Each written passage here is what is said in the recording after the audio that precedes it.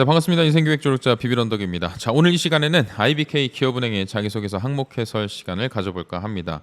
문항이 조금 이제 난이도가 있는 것들도 있는데 사실 의도만 잘 파악을 하고 여러분들께서 소재 선택을 어떤 걸 해야 할지에 대한 방향성만 명확하다면 결코 어렵지 않게 작성하실 수 있겠다는 생각이니까요.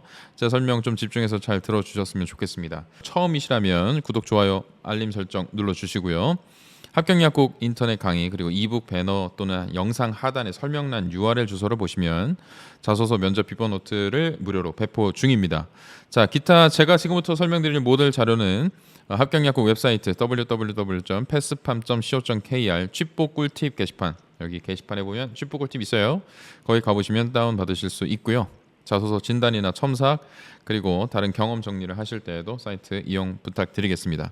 자, 기타 오픈 카톡방 운영 중이고요. 비빌언덕 취업정보 공유 오픈 카톡방 검색해 보시면 비밀번호 1111 치면 들어오실 수 있습니다. 자, 이제 거두절미하고 1번 문항으로 들어가도록 하겠습니다. IBK 지원한 동기를 본인이 갖춘 역량과 경험을 통해 기술하고 입행 후 일하고 싶은 분야와 계획을 구체적으로 작성해 달라. 그래서 결국 지원 동기, 다만 이제 역량 기반의 지원 동기, 그리고 입행 후 기업 분야와 계획에 대해서 이제 묻고 있죠. 묻는 게 몇 가지? 두 가지. 두 가지면 답은 두 개가 돼야 됩니다. 아주 상식적인 얘기예요. 그리고 글자 수가 굉장히 충분하잖아요. 많게 느껴지시죠?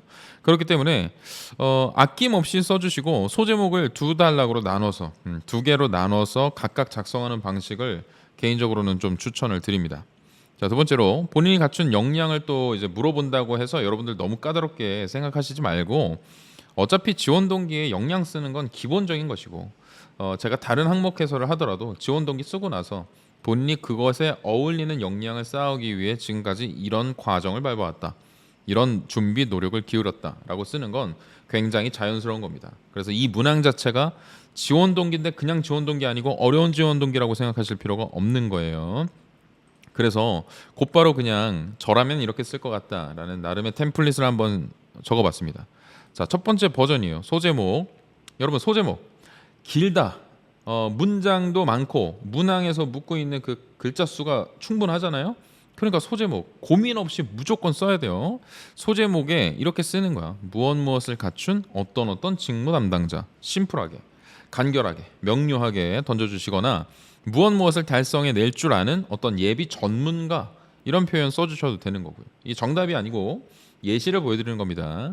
자, 그래서 첫 번째로 뭐가 나와야겠어요? IBK 기업 은행의 어떤 직무 담당자로서 뭐를 달성 기여 창출하고자 지원했는지부터 먼저 두 가지 첫 문장에 명료하게 밝혀주시는 겁니다.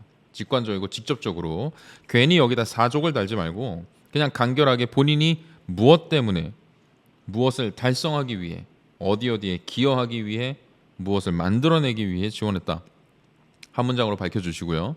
그 다음에 뚜렷한 계기가 저마다 다르시겠죠. 어떤 계기를 통해서 직무나 기업이나 산업에 대한 관심을 갖게 된 이야기를 써주시고, 특히나 여기서 써주셔야 되는 건 IBK라는 기업에 지원한 동기를 묻고 있잖아요. 그래서 반드시 털고 가셔야 되는 건 다른 은행도 많은데 왜 하필이면 IBK인가에 대한 답을 달아주셔야 됩니다. 그래서 IBK는 최근에 어떤 행보를 보이고 있다, 어떤 특수한 사업 영역을 운영하고 있다, 이들만이 가진 기업 가치가 마음에 들었다, 어떤 거든 괜찮아요. 그래서 이것을 수행 중인 것으로 알고 있는데, 그렇다면 내가 관심을 가져온 어떤 확실한 계기를 가져온 직무 담당자로서 뚜렷한 비전 달성이나 업무 기회에 대한 기대감이 굉장히 높았다. 그래서 가장 핏하다고, 어울리다고 생각을 했고 가장 이걸 잘 해낼 수 있겠다고 확신했다 등등의 표현을 써주시면 될 것 같습니다.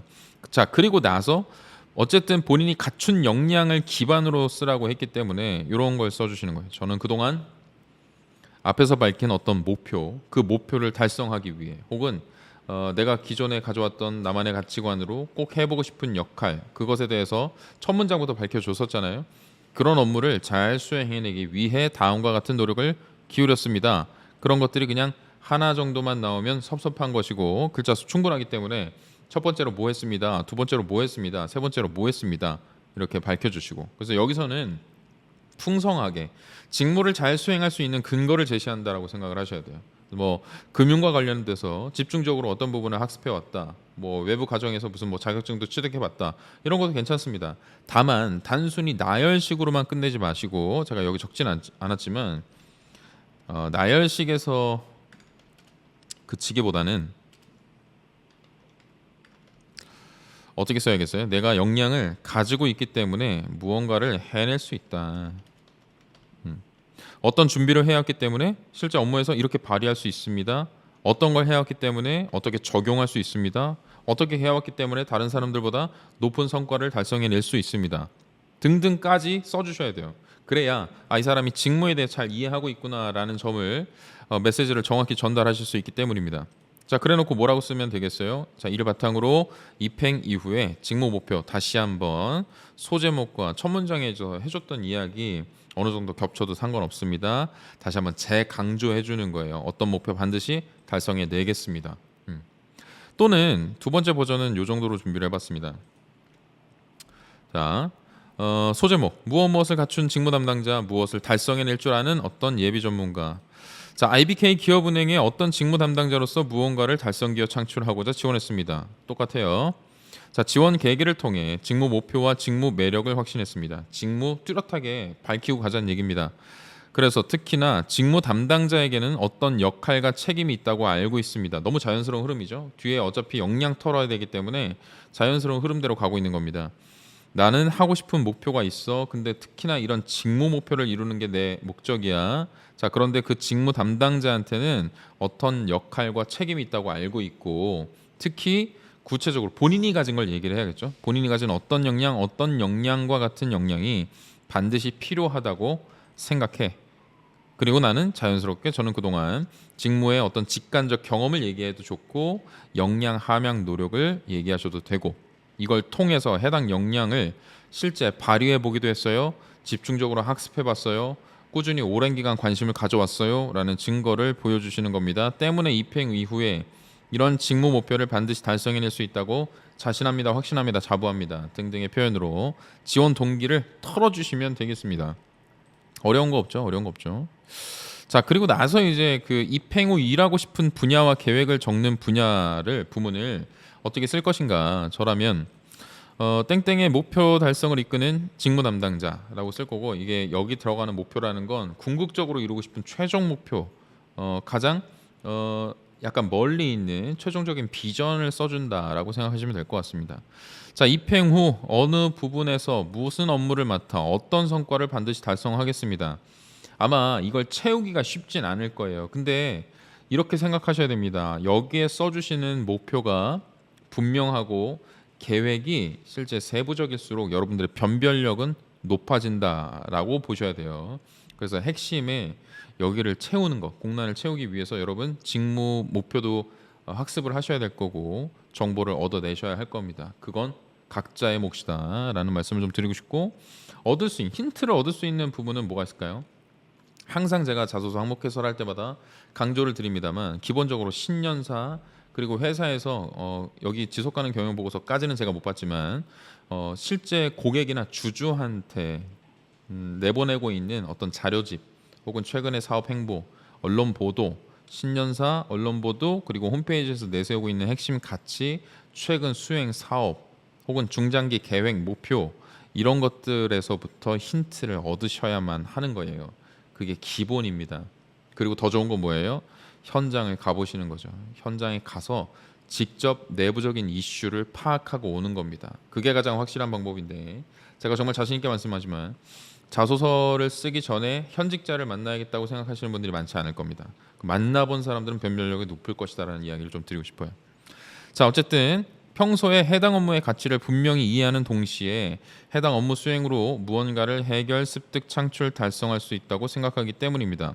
본인이 목표를 세웠으면 그 목표를 이루고 싶은 목적, 이유를 써주셔야겠죠. 부연 설명해 주셔야 됩니다. 그리고 나서 저는 이 해당 업무 수행이라는 것을 위해서 다음과 같은 노력을 기울일 계획입니다.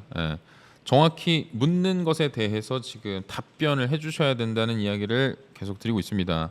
그래서 기존에 여러분들이 가지고 있는 보유 역량과 연관지어서 설명하는 방식도 좋다고 적어놨어요. 그래서 단순히 그냥 공수표를 던질 게 아니고 내가 지금 이만큼 해온 게 있으니까 그거를 근거로 이거를 더 디벨롭 시키겠다, 발전시키겠다, 혹은 업무에 발휘시키겠다. 그렇게 써주시라는 거예요.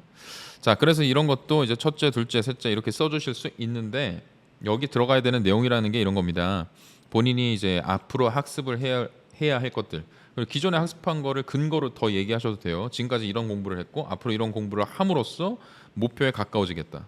나 기존에 이런 경험했고 앞으로 이런 경험을 쌓으면서 궁극적으로 뭐 스페셜리스트가 되겠다, 제너럴리스트가 되겠다. 그런 얘기. 그리고 단계별로 학습과 실행이라고 적어놨는데 자 봐봐요. 입행 후 일하고 싶은 분야를 계획을 구체적으로 작성을 하라고 했기 때문에 그냥 단순히 뭐 할게요, 뭐 할게요, 뭐 할게요 이렇게 나열식으로 하면 정신만 산만하고 뭐가 진짜 핵심 메시지인지가 잘 안 읽힌단 말이죠. 그랬을 때 설득력을 높이려면 하나의 뚜렷한 목표를 정해두고 그것을 이루기 위한 세부 계획을 단계별로 설정을 하는 거죠. 어떻게? 단기, 중장기 이렇게 양분화시킬 수도 있는 것이고 앞으로 뭐 실무자, 관리자 그리고 나중에는 이제 경영진이 되어서 무언가를 실천하고 싶다. 이렇게 얘기를 하셔도 된다는 겁니다. 그리고 만약에 학습이라고 한다면 단계별로 뭐 레벨 1 단계에서는 이 정도의 학습을 마무리 짓고 레벨 2에서는 이런 식으로 디벨롭을 시킬 거고 레벨 3 단계 뭐 향후 한 20년 내에는 이런 공부를 함으로써 이쪽 분야에 대한 전문성을 내가 입증을 시키고 뚜렷한 성과를 내고야 말 것이다. 그렇게 써주시는 게 논리적으로 괜찮은 흐름이기도 하고 저 개인적으로는 좀 추천을 드리는 방식이다라고 말씀을 좀 드리고 싶어요. 자, 뭐 그리고 중간 목표 설정이랑 달성 기한 같은 것도 여러분들이 적어줄 수 있다면 아 이게 하루 이틀 고민한 문제가 아니구나. 이런 문제에 대해서 심도 깊게 고민해봤구나라는 걸 더 잘 보여주실 수 있을 겁니다. 그러니까 저 20년 뒤에 뭐 해낼게요. 근데 그걸 위해서는 5년 내에는 반드시 뭐 하겠습니다. 10년 내에는 반드시 뭐 하겠습니다. 이를 바탕으로 반드시 20년 뒤에 이렇게 인정받겠습니다. 이런 식으로 구성해도 좋다는 거죠. 그리고 나서 이제 마지막으로 자 지금까지 제가 드렸던 이런 계획 실천 방안을 바탕으로 궁극적으로 어떤 목표를 다시 한번 뭐 하겠다고 달성하겠다고 그런 직무 전문가로 반드시 인정받고야 말겠다고 그런 얘기까지 해주시면 분량을 뭐 한 적절히 나눠서 500자 정도로 나눠 주셔도 될 것 같고 입행 후에 일하고 싶은 분야와 계획을 구체적으로 작성해 달라는 게 사실 저는 뭐라고 읽혔냐면 단순하게 입사 후 포부를 묻는다기보다 너가 이 직무에서 수행하는 역할에 대해서 정말 심도 깊게 알아보고 고민해 본 적이 있느냐를 집요하게 물어본다고 생각을 했어요. 그래서 나라면 진짜 이 자소서를 100% 합격시키고 싶으면 입행 후 일하고 싶은 분야와 계획을 더 많이 쓸 것 같아요. 네. 지원 동기를 쓰는 것보다 오히려 지원 동기에 써야 되는 그런 역량 같은 것도 어떻게 보면 입행 후 일하고 싶은 분야에 녹일 수도 있는 거지. 입행 후 내가 궁극적으로 이런 비전을 달성하기 위해서 반드시 이런 역량, 지금까지 쌓아놓은 나의 역량 이게 있고 거기에다 디벨롭을 시켜서 전문가가 되겠다, 전문성을 인정받겠다, 어떤 성과를 달성하겠다 이렇게 써주실 수도 있으니까 말입니다. 자, 어려운 거 없죠? 네, 직무를 이해하는 게 어려울 수 있습니다. 그러나 다시 말씀드리지만 여기서의 변별력을 가져가야 여러분들이 합격 가능성을 높이실 수 있다는 말씀을 드리고 싶어요. 자, 이제 2번 봅시다. 본인이 창의성을 발휘하여 문제를 해결하거나 실패했던 경험을 구체적으로 기술하고 이러한 경험을 입행 후에 어떻게 활용할 수 있을지에 대해서 설명하라. 그래서 아마도 여기서 소재를 선정하거나 이런 데 좀 혼선이 오지 않을까라는 생각이 좀 미리 들었습니다. 자, 그런데 여러분들께서 이제 집중하셔야 되는 건 이런 거예요. 항목에서 여러분들께서 진짜로 이제 주목해야 되는 키워드는 사실 창의성, 창의성까지만 보고 아 반짝이는 아이디어를 발휘해서 성과를 냈던 경험을 빨리 떠올려야겠다라고 하시겠지만 정작 정말 중요한 건 뭐냐면 창의성이 아니고 여러분들이 이걸 통해서 해결을 했던 문제, 그 문제 해결 과정을 묻는 것이다라고 이해하시는 게 상식적입니다. 그건 뒤에서 좀 더 추가 설명을 드릴게요. 자, 우리가 문제를 해결하려면 어떤 방식을 취합니까? 반짝이는 아이디어만 있으면 문제가 해결되나? 그랬으면 진짜 아이디어 경진대회나 창의성 경진대회 이런 거에서 상 받으면 무조건 뽑죠. 중요한 건 뭐냐면 여러분들은 어차피 검증이 지금 덜 된 사람들이고 아무리 내가 반짝이는 아이디어를 강조해도 사실 믿어줄 수 있는 사람은 많지 않다는 겁니다. 아이디어라는 건 그때그때 상황에 따라 달라지는 것이고, 과거의 경험에서 아이디어를 한 번 잘 냈다고 해서 입사 후에 입행 후에 일을 할 때마다 이런 독창적인 아이디어를 낼 거라는 기대는 사실 갖지 않는 게 상식적이라는 거예요. 그거보다는 아이디어를 창출하기 위해서 했던 고민, 그 아이디어를 발굴해내기 위해 기울인 노력, 이게 눈에 보여야 된다는 거죠. 그래서 우리가 보통 문제를 해결할 때는 문제라는 걸 인식하는 게 처음입니다. 예. 그런 내용도 좀 써주자는 거예요. 이거를 왜 굳이 바꾸려고 했는가, 해결하려고 했는가에 대한 목적성을 얘기를 해주는 거예요. 그리고 나서 왜 바꾸려고 했는가, 어떤 목표를 최종적으로 삼았는가, 내가 이걸 개선시켜서 거두고 싶은 기대 효과는 무엇이었는가. 자, 그리고 나서 이제 뭐 해야겠어요? 문제를 해결하려면 문제가 발생한 원인을 찾아 제거해야 합니다. 그래서 원인 파악 단계, 그리고 계획을 수립하고 구체적으로 이제 실천 노력을 기울이고 문제를 해결하게 되는 것이죠. 창의성은 어디 들어가는 거예요? 이제 계획 수립방 안에 들어가는, 어디까지나 하나의 장치야. 어디까지나 하나의 작은 단계라고 생각하셔야 되고. 그래서 문항에서 창의성 얘기했다고 해서 반짝이는 아이디어에만 집중을 한다든지 해결해낸 문제의 성과만을 강조하게 되면 변별력도 없고 메시지 전달도 잘 되지 않을 것이다. 따라서 창의성이 얼마나 뛰어난가 하는 점보다는 왜 굳이 이 문제를 해결해야겠다고 마음 먹었는가 하는 점을 여러분들께서 부각해서 작성하셔야 변별력이 높아질 수 있다는 것이고요. 이유나 목적을 분명히 드러내야 확실히 퀄리티가 달라질 것이다. 제가 말씀드린 퀄리티는 여기서 통찰력이라는 게 튀어나오는 거예요. 통찰력. 그냥 단순히 주어진 과제를 수행하는 사람이 아니라 문제를 스스로 인식하고 그거를 내가 바꾸겠다고 자발적으로 생각하고 계획을 세워서 세부적으로 실천하는 사람, 그런 사람이 필요하기 때문이지 결국. 그래서 제가 유아 삼킴 방지용 완구 도포제 개발 사례라고 적어놨는데 하나의 사례를 한번 들려드릴까 합니다. 제 항목해설 어차피 긴 거 아시죠? 여러분 한번 들어보면 재밌어요. 자, 어떤 친구가 유아 삼킴 방지용 완구 도포제를 개발해서 특허를 출원한 사례가 있어요. 제 구독자 중에.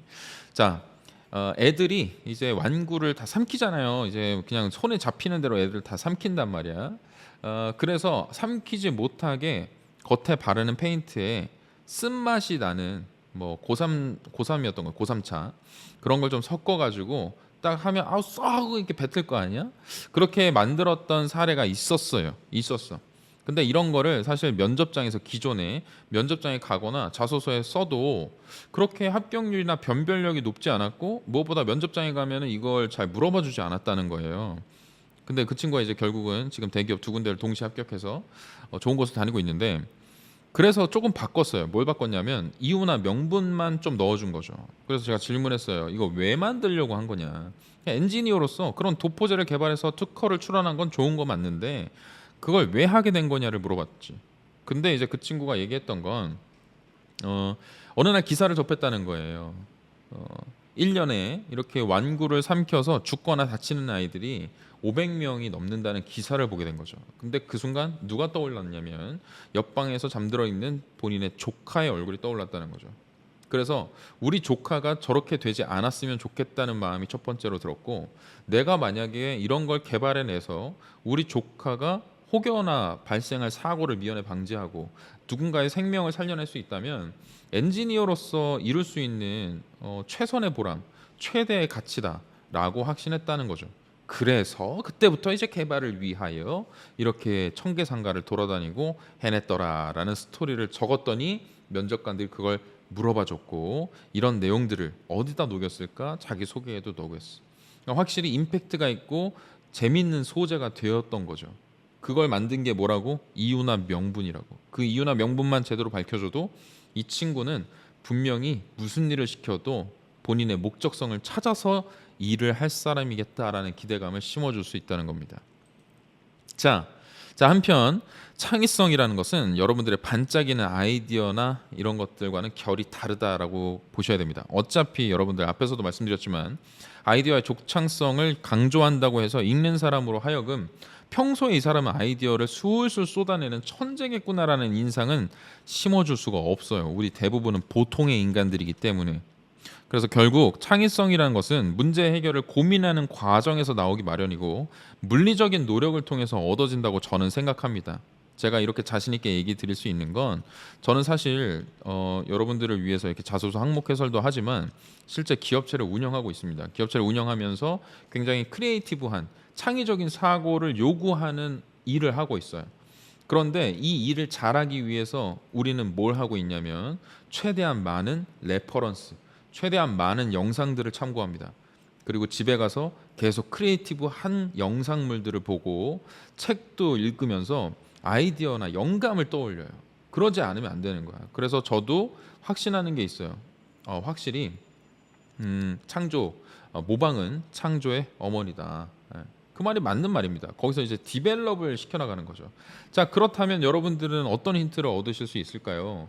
이걸 아이디어를 내기 위해서 내가 참고 자료를 엄청나게 찾아봤다든지 일단 기본은 이 창의성이란 걸 드러내려면 문제 해결 방법의 키를 찾기 위해서는 기본적으로 과거 데이터, 과거 사례를 찾아보는 게 가장 상식적이고 좋은 접근입니다. 그런 얘기를 해주셔야 된다는 거예요.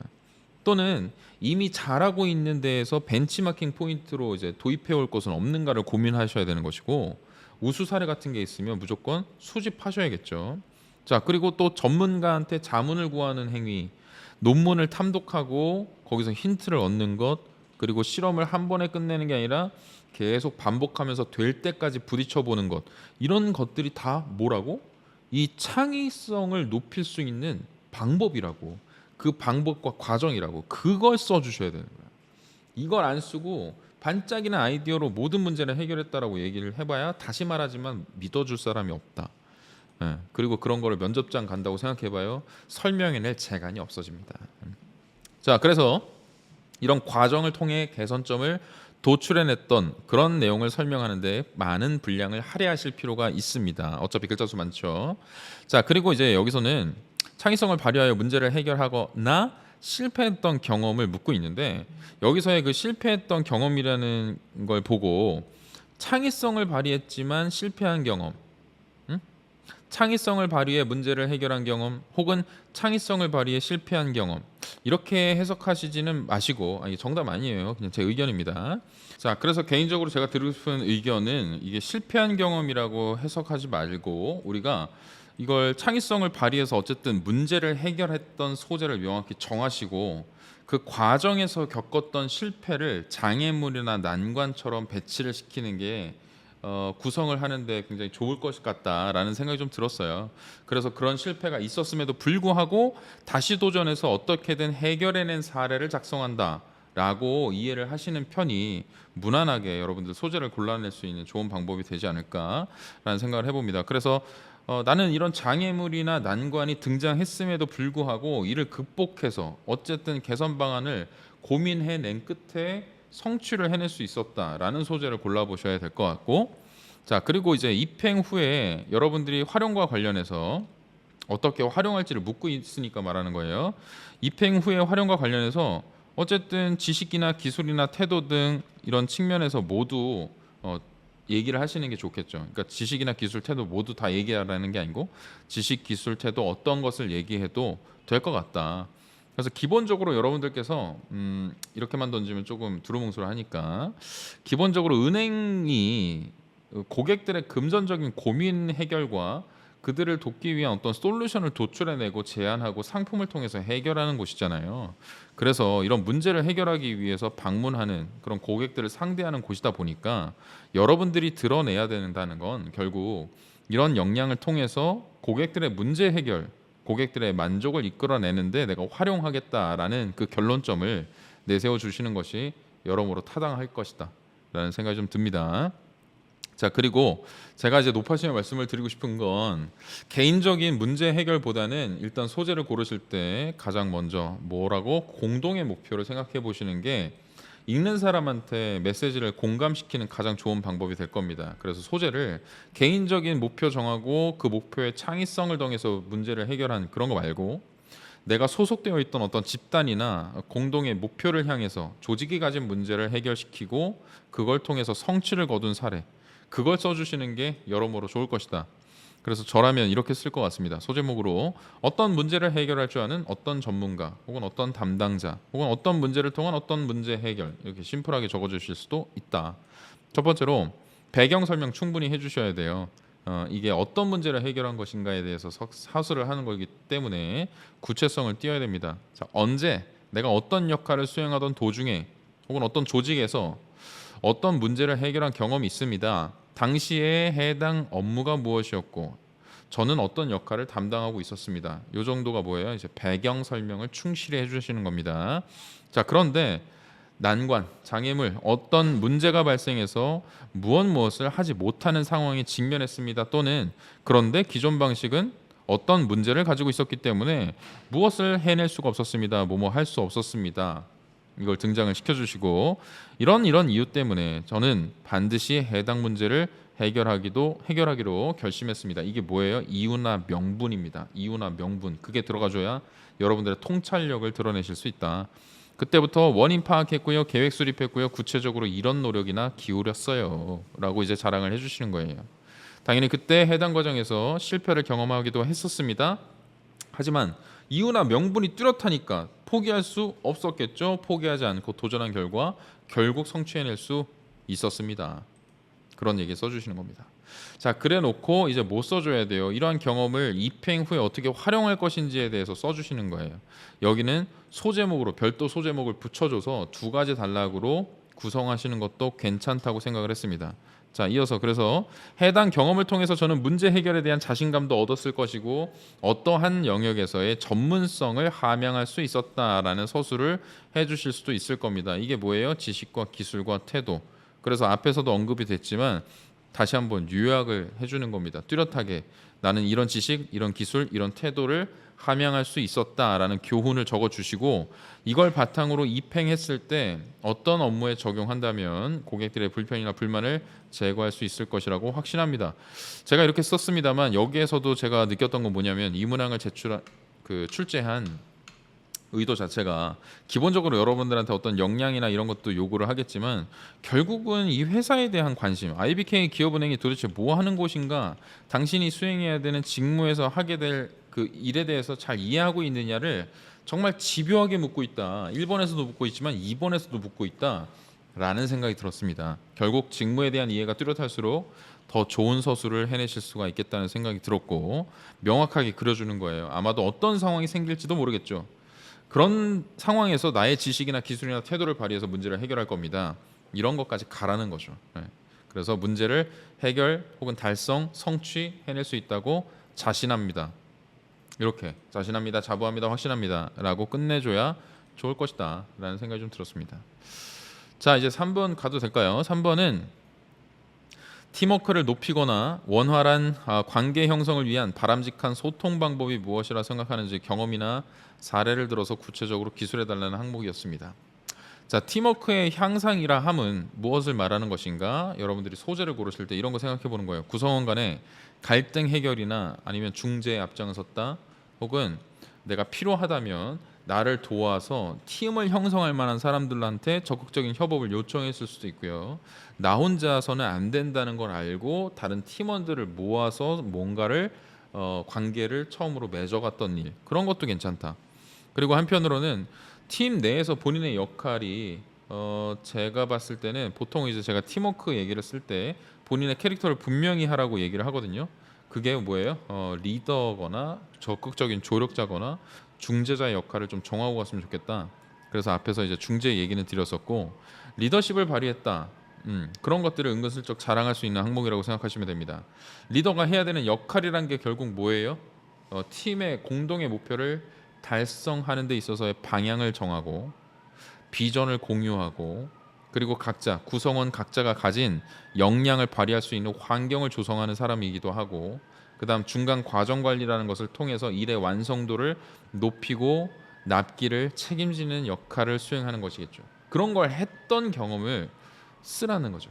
그거 쓰면 된다는 겁니다. 자, 그런데 이 항목이 왜 나왔을까와 소재를 고르는데 참고하시기 좋은 거, 내가 앞에서도 말씀드렸죠. 준비물 똑바로 보라고, 신년사 봐야 되고 직무 기술서 당연히 봐야 되고 현직자 만나면 더더욱 좋은 것이고, 그런데 2021년도 신년사를 봤더니 이런 내용이 있더라고요. 윤정원 IBK 기업은행장 수직적 조직 문화를 지적하며 소통을 강조해 눈길을 끌었다. 올해 겁니다. 올해.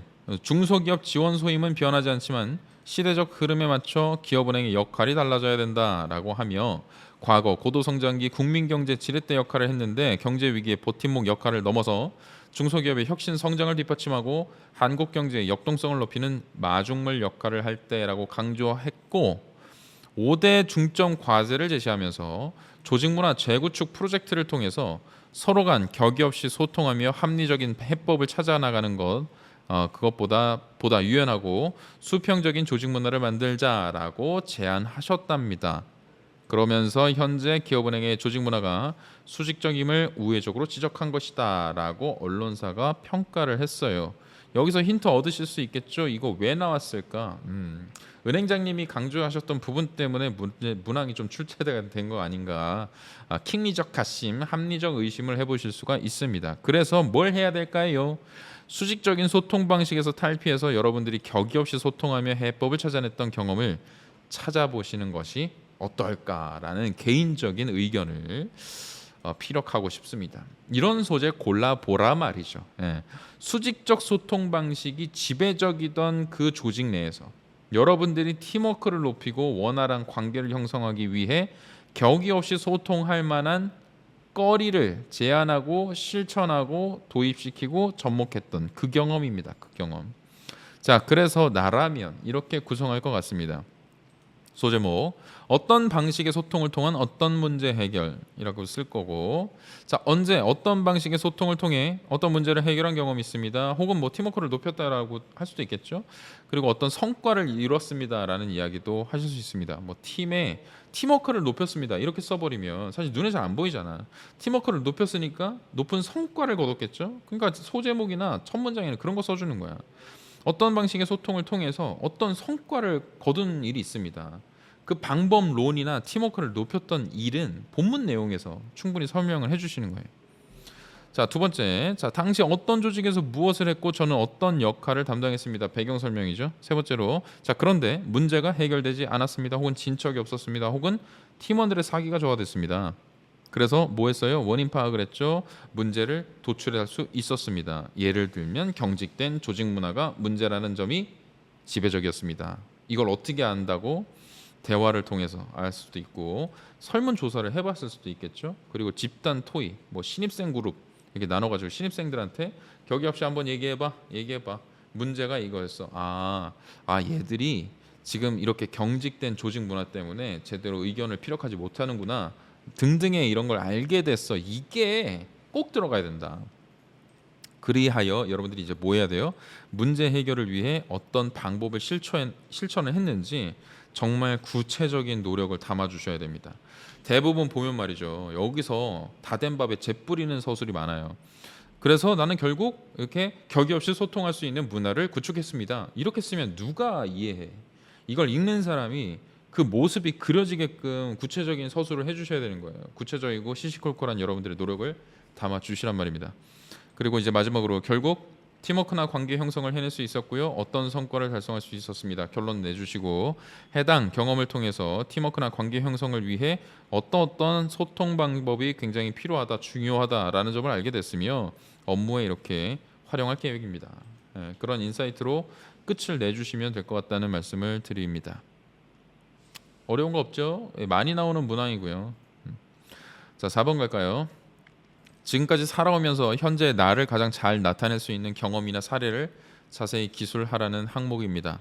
자, 뭘 묻고 있는 것인가? 현재 나는 어떤 사람이라고 얘기를 해야 되는가? 뭐겠어요? 당연히 누가 묻고 있느냐에 따라서 이건 달라질 수 있는 거야. 누가 묻고 있어? IBK가 묻고 있어. 그러면 IBK 직무 담당자를 꿈꾸는 사람이 지금 현재에 나은 거야. 그러니까 결국 내가 하고 싶은 얘기는 회사 생활에 적합한 지식이나 기술 태도로부터 멀어진 엉뚱한 뚱딴지 같은 소리 하지 말라는 겁니다. 그러니까 결국 직무에서 필요한 역량을 갖춘 사람이다. 그게 지식, 기술, 태도 셋 중에 어느 거든 괜찮다. 그래서 그런 점들을 좀 어필하셨으면 좋겠고요. 전략적으로 생각을 해봐요. 이 세 가지가 다 된다라고 말씀을 드렸지만 1번에서도 사실 지식기술 태도를 드러낼 필요가 있었고 2번에서도 지식기술 태도를 드러낼 필요가 있었어. 근데 4번에서 또 묻고 있죠. 또 묻고 있는데 위에서 말한 거랑 안 겹치는 풍성한 서술이 되면 얼마나 좋겠어. 앞에서 충분히 지식에 대해서 털었으면 이 정도에서는 태도적인 측면을 강조하는 것도 좋은 전략이겠죠.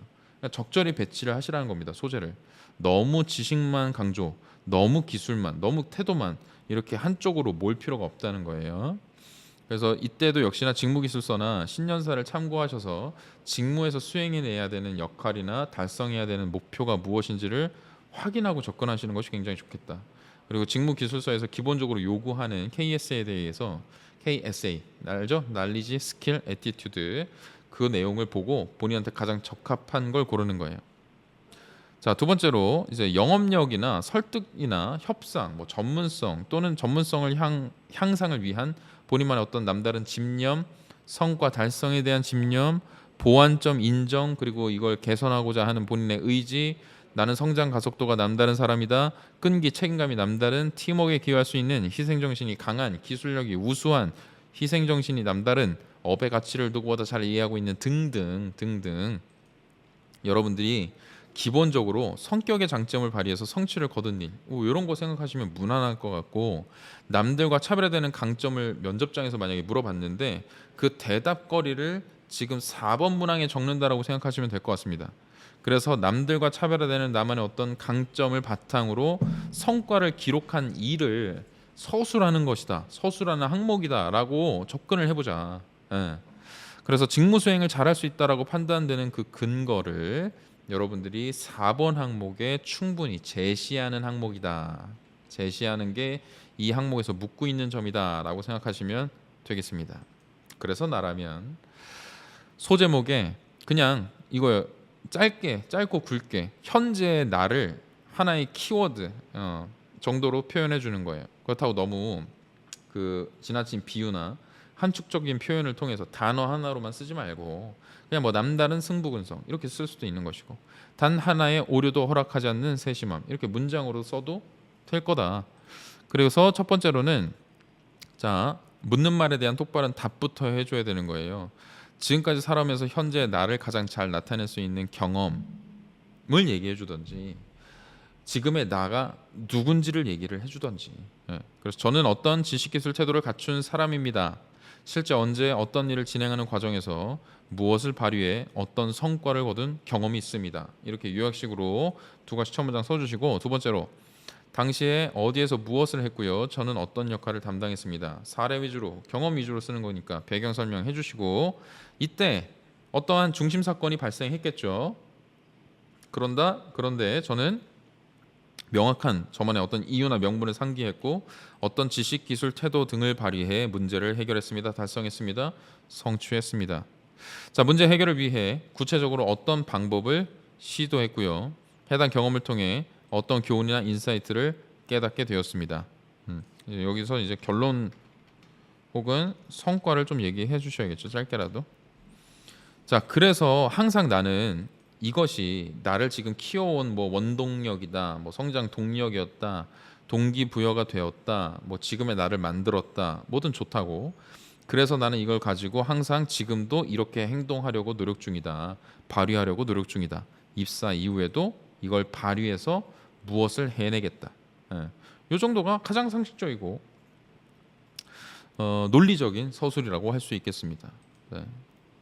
그래서 뭐 너무 어렵게 생각하지 마시고 왜 이렇게 추상적인 문항이 나왔냐고 화내지 말고, 지금의 나는 어쨌든 IBK 직무 담당자를 꿈꾸는 나고, 그러면 여러분들께서 드러내야 되는 경험이라는 건 지식, 기술, 태도 중에 하나를 골라 잡으면 되는 겁니다. 아시겠죠?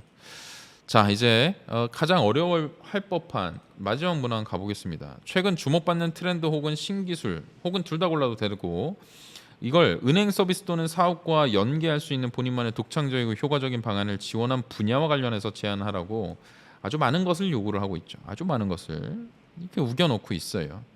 자, 그래서 여러분들께서 일단 신기술 또 트렌드 뭐가 있을까, 제가 나름대로 생각나는 대로 한번 적어봤어요. 자, 주목받는 트렌드. 일단 여러분들이 이 힌트를 얻으시려면 뭐 많은 사이트나 이런 데서도 참고하시는 것도 좋은 방법이고, 근데 이제 방법론은 좀 뒤에서 말씀을 드릴게요. IBK가 관심 가질 만한 트렌드나 기술을 골라주시는 것이 상식적이겠죠. 그건 알겠죠. 그래서 내가 생각하는 트렌드는 요 정도로 압축되는 거야. 일단 무인 시스템 도입할 수 있는 것들을 한번 상상을 해보면서 들어봐요. 무인 시스템이나 키오스크가 발전하고 있습니다. 뭐 비대면과도 엮일 수 있는 키워드인 거죠. 그래서 무인 시스템이나 키오스크가 이제 조금씩 더 현장에 배치가 되고 은행 업무를 보는 사람들한테 편의성을 높여줄 수 있는 방법으로 적용이 가능하겠죠. 그리고 두 번째는 구독 서비스나 구독 경제가 굉장히 활발하게 지금 새로운 비즈니스 플랫폼이나 비즈니스 모델로서 각광을 받고 있습니다. 그래서 월 사용료를 내는 그런 시스템 말하는 거죠. 그게 왜 필요할까? 기본적으로 은행이 뭐 하는 거야? 결제. 사람들의 어떤 송금, 입출금 이런 것들을 할 수 있는 가장 기본적인 수단이잖아요. 그러면 이런 구독 경제가 활성화되면 그런 플랫폼과 연계가 되고 MOU를 맺고 협력을 하게 되면 뭐가 되겠어? 당연히 자연스럽게 결제, 비즈니스가 발생을 하겠죠. 자, 또 홈코노미라는 트렌드 그리고 라이브 커머스 늘어나고 있고요. 라이브 커머스로 사실 카드나 기업은행의 카드나 상품을 판매하지 못할까? 이미 보험 상품이나 금융 상품 다 판매하고 있잖아. 그죠? 그래서 라이브 커머스로 은행원이 직접 은행 상품을 판매하고 어떤 실시간 상담을 도와주고 이런 것들이 왜 불가능할까? 당연히 가능한 얘기겠죠. 자, 그리고 이제 건강에 대한 관심이 증가하고 있고요. 자기 개발을 위해서 과감한 투자들을 하고 있습니다. 사람들이. 자, OTT 플랫폼이나 스트리밍 서비스가 성장하고 있고요. 비대면의 일상화 그리고 가상현실이나 AR 기술의 발전이 이루어지고 있습니다. 자, 한편으로는 그 지겹게도 많이 얘기하는 친환경 ESG 경영에 대한 시대적인 요구가 커지고 있다. 또 저는 좀 재밌게 보고 있는 건 중고거래나 개인 간의 거래. 당근이세요? 이거죠. 당근이세요? 아이유 당근 이런 얘기가 이제 조금 확대가 되고 있다. 그리고 이제 개인 맞춤 서비스, 빅데이터나 데이터 분석을 통한 개인 맞춤 제공 서비스가 금융권에선 특히나 더더욱 초미의 관심사고, 그리고 이제 디지털 역량을 길러야 됩니다라고 하는 이유가 뭐겠어? 고객들한테 개인 맞춤 서비스를 제공해야 된다고. 가장 민감한 돈을 다루는 산업이기 때문에 그래요. 자, 그리고 한편으로 이제 웹툰 시장이 성장하고 있다. 또 한편으로 웹툰을 포함한 콘텐츠 비즈니스가 성장을 하고 있다. 이 얘기를 왜 했다고 생각을 하시는지 제가 뒤에서 좀 설명을 드릴게요. 자, 신기술은 또 뭐가 있을까? 이제 뭐 디지털 쪽으로 이제 IT 쪽으로 지원하시는 분들도 계실 텐데, 사실 기술을 그냥 그 일반 금융이나 저기 기업 금융 하시는 분들도 충분히 고를 수 있어요. 뭐 그냥 제가 이렇게 보다 보면 웬만하면 여러분들은 인문 계시고 그러니까 이제 신기술 고르지 마세요라고 얘기하지만, 신기술 왜 몰라? 왜 못해? 공부하면 할 수 있는 거지. 그래서 빅데이터, 데이터 분석, 그리고 AI, 딥러닝, 머신러닝, 알고리즘 추천 서비스, 챗봇 시스템, RPA 시스템, 로봇 기술, 블록체인, 클라우드 다 중요한 겁니다. 엄청 중요한 거예요. 이거 이해하는데 그렇게 오래 걸리지도 않고 어렵지도 않아요. 그리고 AR, VR 보안 기술, QR 코드, 메타버스. 메타버스 개나 소나 정말 많이들 쓸 텐데, 메타버스가 사실 접근하기는 쉽죠. 얼마 전에 뭐 행장님도 보니까 메타버스 플랫폼을 이용해가지고 목포 지점을 뭐 방문하시고 뭐 그런 얘기도 있더라고요.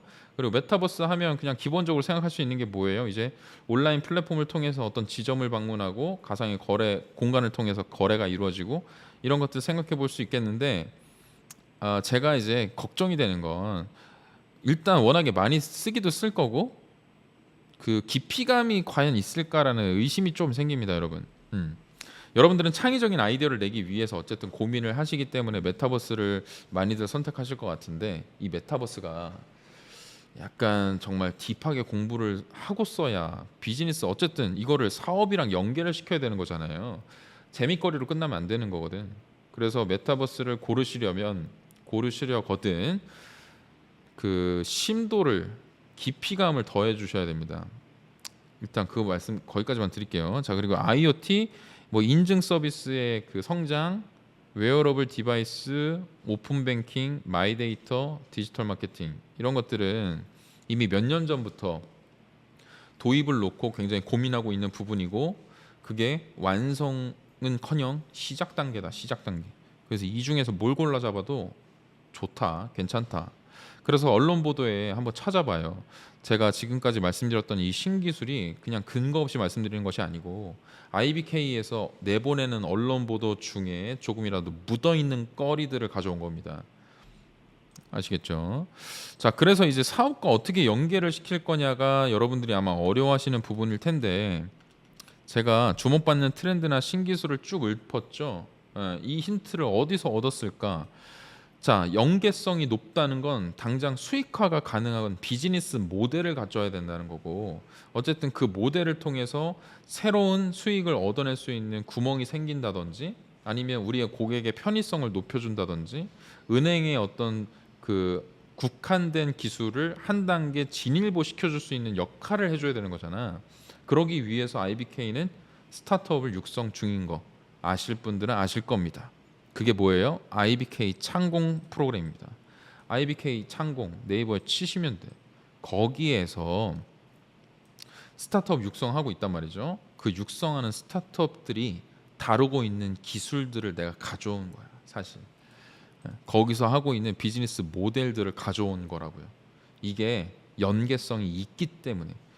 IBK 기업이 뭐 이렇게 기업은행이 자선 사업하는 단체가 아니죠. 스타트업 육성에서 반드시 얻는 게 있어야죠.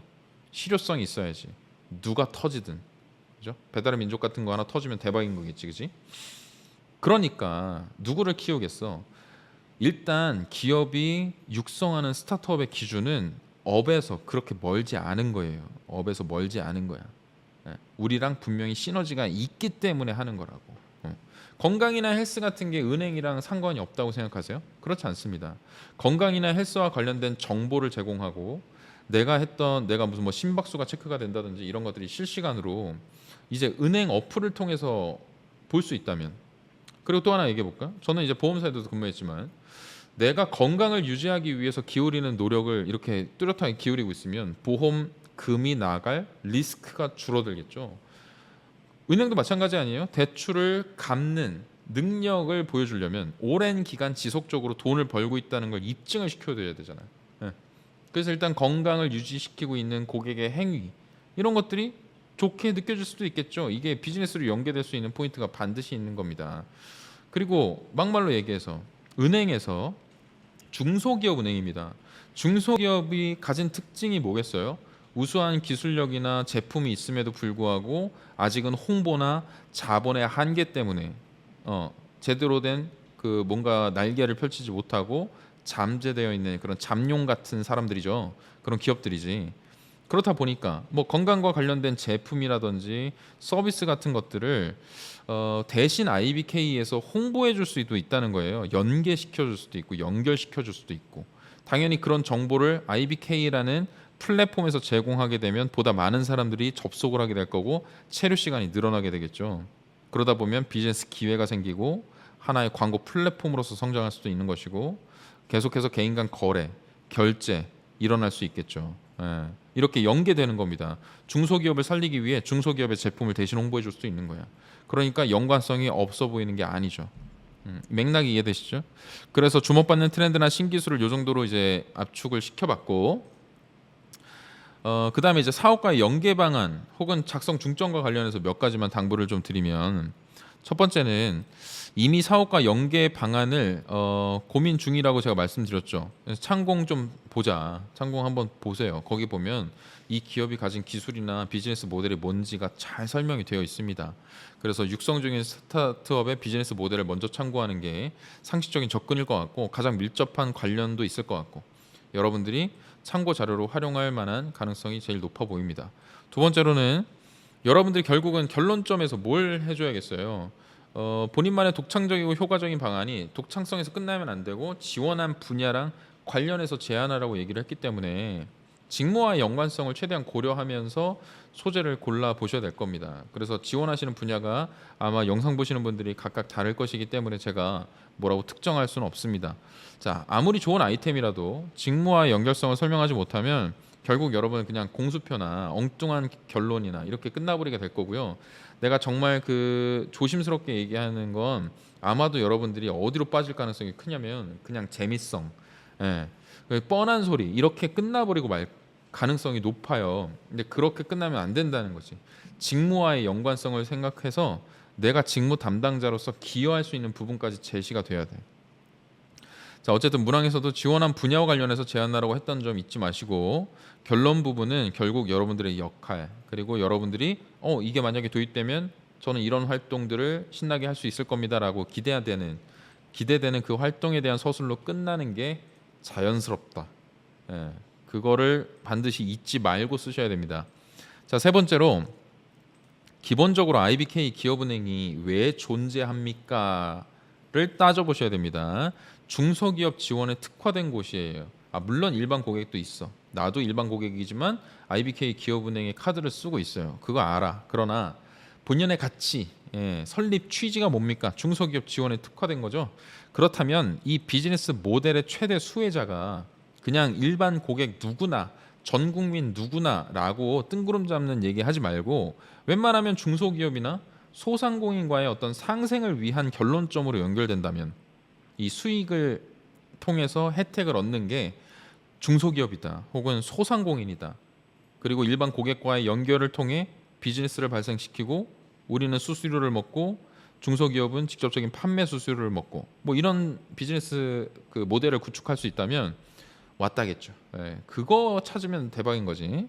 자, 그래서 물론 당연히 저는 의견을 드리는 거고 꼭 그럴 필요는 없지만 결국 기업 본연의 가치와 연결시키는 게 아마도 기본적인 고민이지 않을까. 그렇게 써야 있어 보일 겁니다. 이 친구가 은행에서 일할 만한 자격이 있구나라는 생각이 읽는 사람이 들 거예요. 자, 네 번째로 드리고 싶은 얘기는 마지막으로 어쨌든 뭐 신기술 이런 것들이 오프라인에서의 신기술 이런 거 없잖아요. 대세가 온라인이고 디지털이라는 건 누구나가 다 알고 있고 부정할 수 없는 사실입니다. 그렇다면 여러분들이 이쯤에서 제가 자신 있게 얘기 드릴 수 있는 건 저도 금융사에서 사내 스타트업에 도전해서 1등 먹고 나온 사람이에요.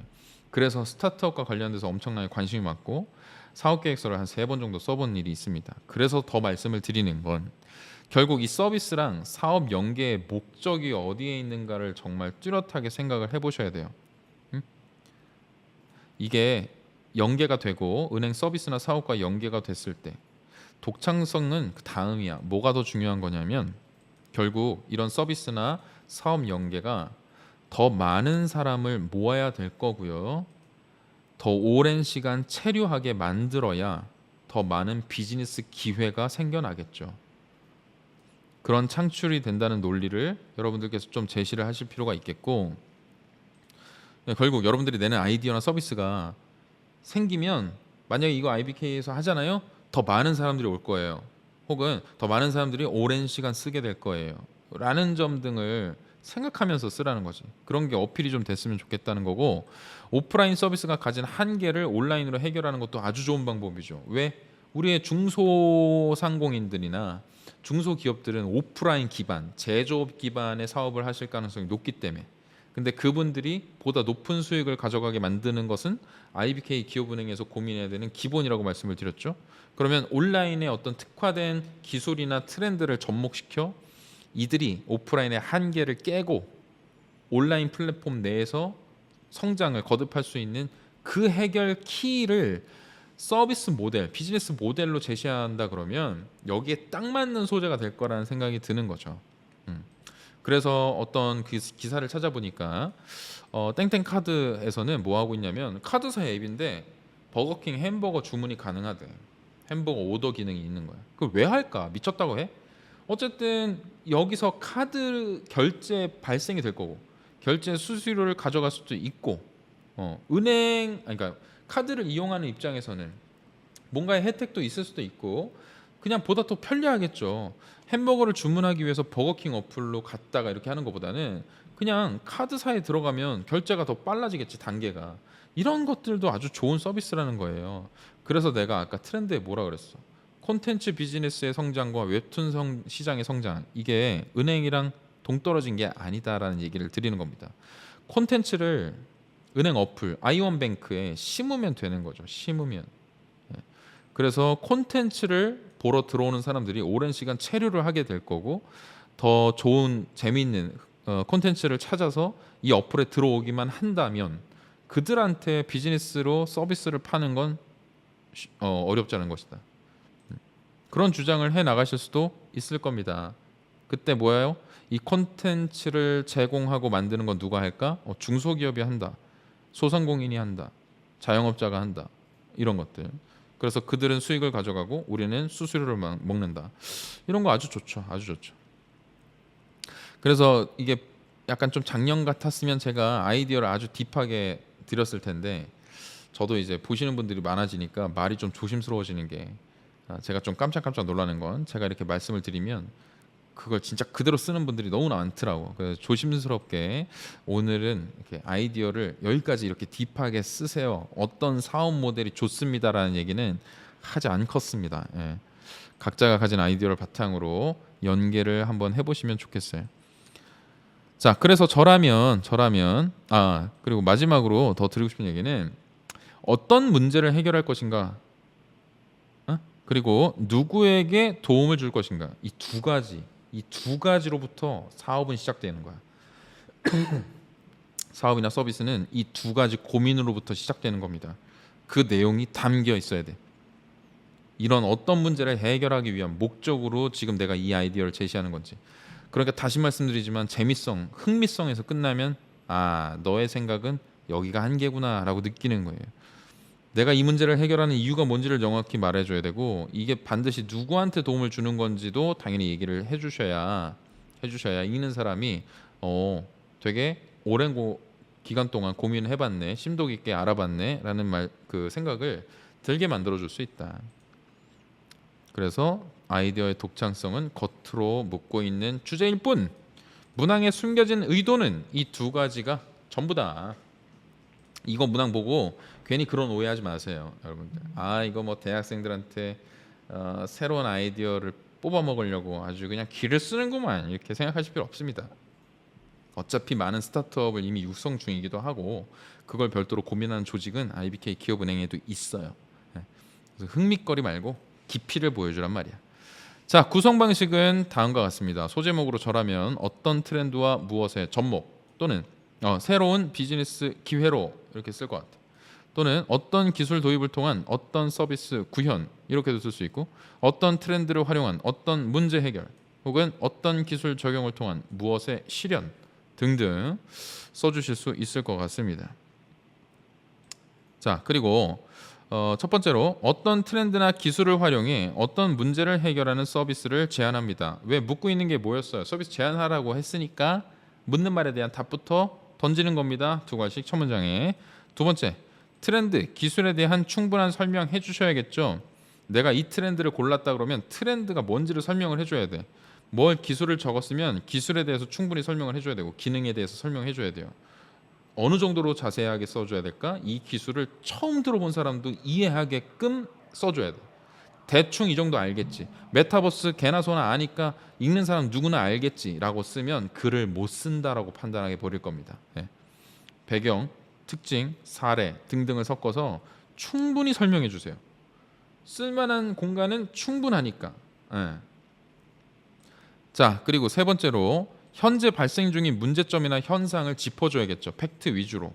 지금 이게 없기 때문에 이게 도입이 안 됐기 때문에 벌어지는 현상을 적어주든지 이 서비스가 지금까지 없었기 때문에 겪는 불편을 적어주든지 문제점을 적어주든지 그걸 적어주시란 말입니다. 그리고 네 번째로 트렌드나 기술 접목이 필요한 이유가 그래서 이제 드러나겠죠. 이런 문제가 있으니까 이걸 해결하기 위해서 이렇게 필요한 겁니다.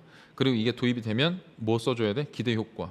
이게 만약 도입이 된다면 이런 비즈니스 기회를 창출할 수 있습니다. 새로운 수익 모델을 개발할 수 있습니다. 이렇게.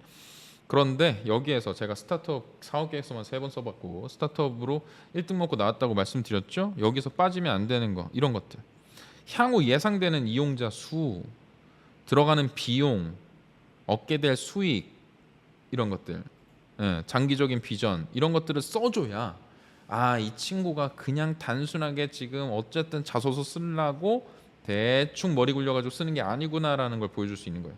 메타버스가 딱 그런 거야. 메타버스 하는데 여러분들 개발 비용이 얼마나 드는지를 한번 따져봤어요. 예, 그 제페토라는 플랫폼이나 로블록스에 뭔가를 해보려고 해. 그러면 거기에서 캐릭터를 생성하는 비용이라든지 아니면 우리의 비즈니스 공간을 만들어내는 거, 캐릭터를 생성하고 뭔가를 거기서 거래가 가능하게끔 만드는 구축 비용, 이런 것들 한 번도 살펴본 적이 없으면 사실 메타버스 그냥 막 갖다 쓰면 안 되는 겁니다. 음. 근데 만약에 이렇게 생각해봐. 내가 이 메타버스 플랫폼에 무언가를 구현하는 걸 고민하기 위해서 네이버 제페토에도 전화도 해봤어요. 그리고 캐릭터 하나 생성하는 데 들어가는 비용도 한번 생각을 해봤고요.